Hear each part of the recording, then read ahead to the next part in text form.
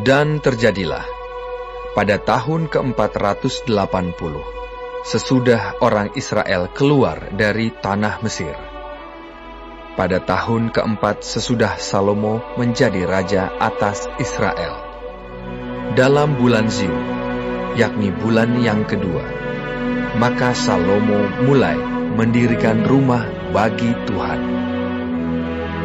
Rumah yang didirikan Raja Salomo bagi Tuhan itu 60 hasta panjangnya, dan 20 hasta lebarnya, dan 30 hasta tingginya. Balai di sebelah depan ruang besar rumah itu 20 hasta panjangnya.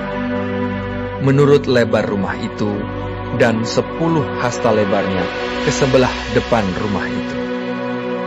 Dibuatnya juga pada rumah itu jendela-jendela yang rapat bidainya. Pada dinding rumah itu, sekelilingnya didirikannya kamar tambahan, sekeliling ruang besar dan ruang belakang, dan seluruhnya dibuatnya bertingkat-tingkat. Tingkat bawah 5 hasta lebarnya, yang tengah 6 hasta, dan yang ketiga 7 hasta. Sebab telah dibuatnya ceruk-ceruk pada rumah itu sekeliling sebelah luar, sehingga dinding rumah itu tidak usah dilobangi. Pada waktu rumah itu didirikan, dipakailah batu-batu yang telah disiapkan di penggalian, sehingga tidak kedengaran palu atau kapak atau sesuatu perkakas besi pun selama pembangunan rumah itu.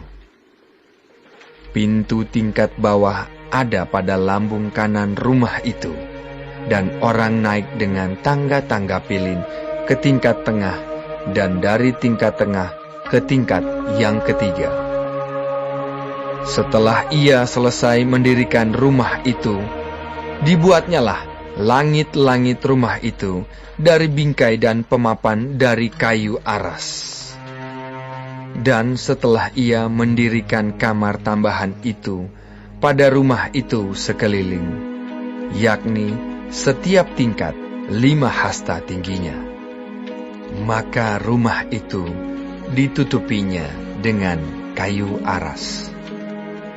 Kemudian datanglah firman Tuhan kepada Salomo demikian: mengenai rumah yang sedang kau dirikan ini, jika engkau hidup menurut segala ketetapanku, dan melakukan segala peraturanku, dan tetap mengikuti segala perintahku, dan tidak menyimpang daripadanya, maka aku akan menepati janjiku kepadamu, yang telah kufirmankan kepada Daud ayahmu, yakni bahwa aku akan diam di tengah-tengah orang Israel, dan tidak hendak meninggalkan umatku Israel.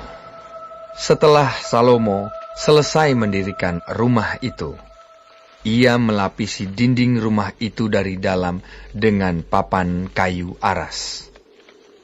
Dari lantai sampai ke balok langit-langit dilapisinya dengan kayu aras. Tetapi lantai rumah itu dilapisinya dengan papan kayu sanobar.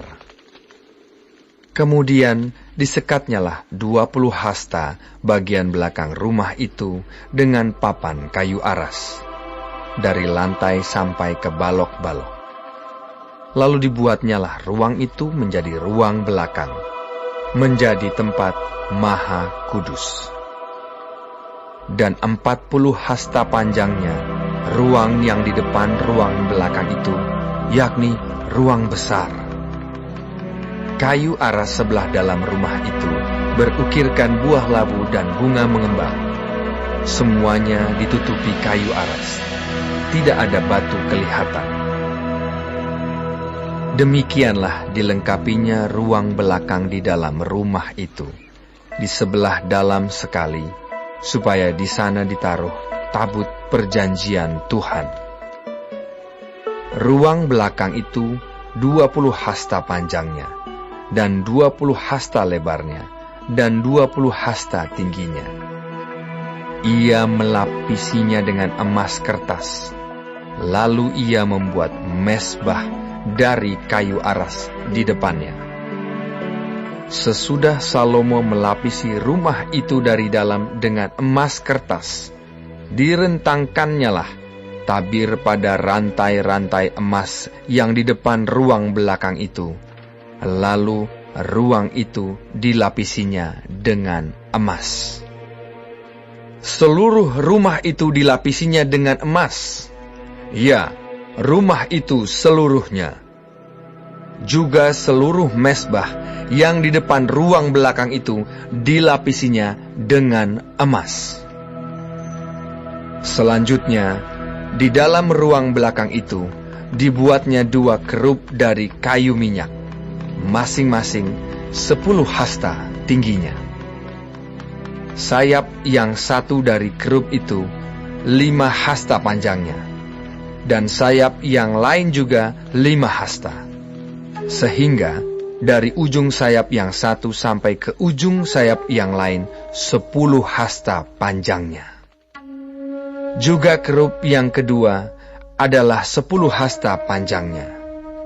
Dan kedua kerub itu sama ukuran dan sama potongan badannya. Tinggi kerub yang satu 10 hasta, dan demikian juga kerub yang kedua. Maka ditaruhnyalah kerub-kerub itu di tengah-tengah ruangan yang di sebelah dalam sekali. Kerub-kerub itu mengembangkan sayapnya, sehingga kerub yang satu menyentuh dinding dengan sayapnya, dan kerub yang kedua menyentuh dinding yang lain.